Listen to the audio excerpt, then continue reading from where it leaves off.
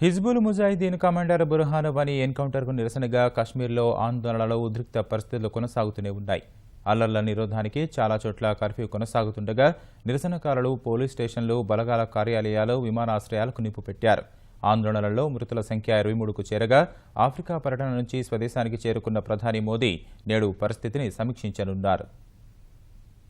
Hizbul commander బుర్హానీ వనీ encounter తర్వాత కశ్మీర్లో తలెత్తిన ఆందోళనలు ఇంకా చల్లబడలేదు. పరిస్థితిని అదుపు చేసేందుకు జమ్మూ కశ్మీర్ ప్రభుత్వం, కేంద్రం ప్రయత్నం చేస్తున్నాయి. ఆందోళనకారులు మాత్రం పోలీసులు, భద్రతా బలగాలే లక్ష్యంగా రాళ్ల వర్షం కురిపిస్తూ ప్రభుత్వ, ప్రైవేటు ఆస్తుల విధ్వంసానికి దిగుతున్నారు. సోపోర్లో పోలీస్ స్టేషన్ కు, పుల్వామాలోని కొయిల్లో వైమానిక దళ స్థావరానికి ఆందోళనకారులు నిప్పు పెట్టారు. ఈ పరిస్థితుల్లో చాలా ప్రాంతాల్లో కర్ఫ్యూ కొనసాగుతుండగా జనజీవనం స్తంభించింది.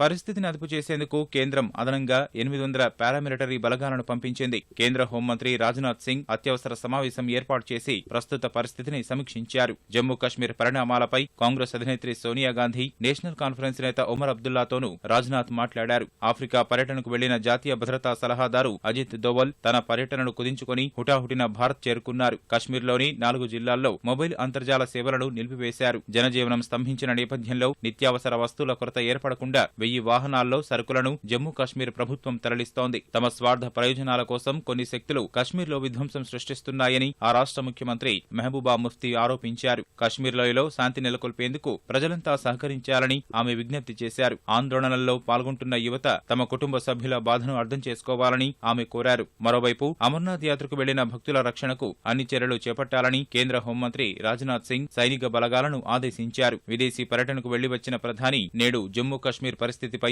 ఉన్నతస్థాయి సమీక్షను నిర్వహించనున్నారు. ఈ మేరకు అధికారులు అన్ని వివరాలను ప్రధానికి అందించేందుకు ఏర్పాట్లు చేశారు. పరిస్థితి 72 గంటల్లో అదుపులోకి వస్తుందని కేంద్ర ప్రభుత్వ వర్గాలు వెల్లడించాయి.